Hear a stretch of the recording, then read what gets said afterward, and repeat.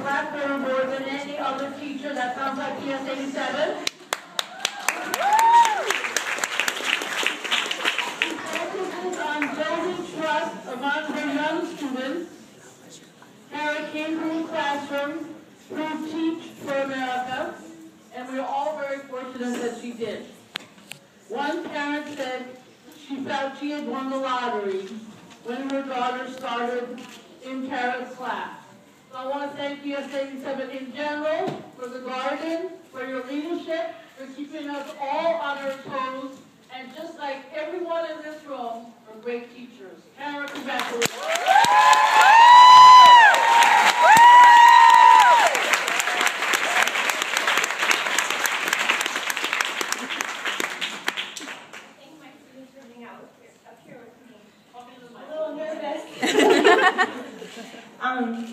I'm not known for my brevity, so forgive me.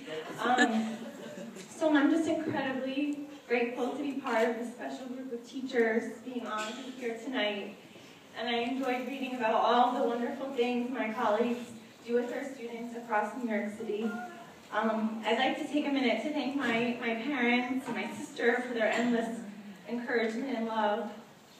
They'll really do anything they can to support my work in the classroom. For example, my dad, who's here tonight, earlier this year during our tree study in the fall, I decided that it was absolutely essential for us to have a tree in the classroom. So I called him and, instead of, brushing it off, he took me to the nursery, got me a tree, drove it to my classroom, and now he's babysitting the tree until next year. I also wanted to thank my best friend, Brendan, who also happens to be a phenomenal fourth grade teacher and my beloved husband.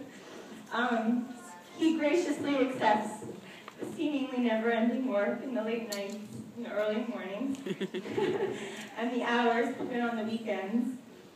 And I want to also thank my wonderful students who come to school every day with bright smiles and curiosity and a genuine eagerness and love for learning. And you're my biggest source of inspiration and motivation. How could I give any less? I also want to thank my students' families for entrusting me with these beautiful children. You warmly embrace all of my efforts and provide me with so much support and understanding and appreciation and love. And I know how busy your lives are, and the fact that you took the time to nominate me for this award means the world to me, as do all of your acts of kindness over the years.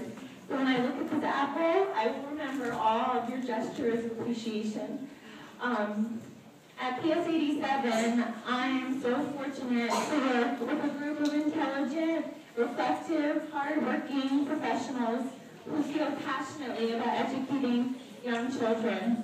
And from the moment I joined the kindergarten team, they embraced me as one of their own, all of them, not just in kindergarten, across all the grades.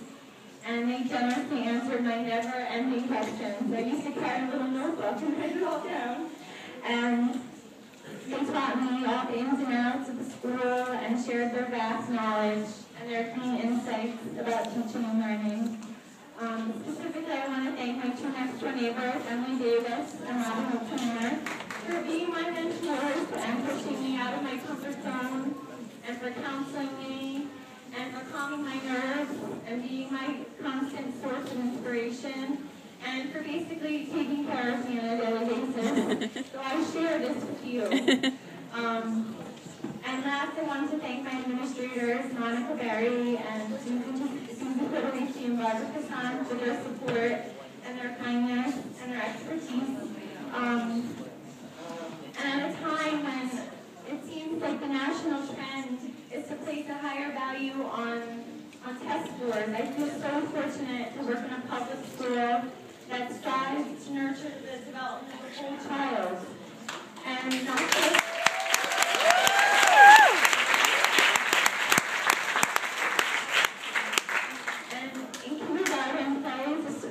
serves as a critical component of reaching this goal.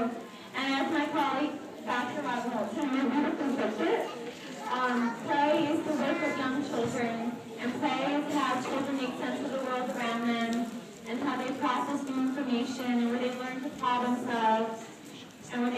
collaborate and compromise and persevere in the face of failure, and where they become critical thinkers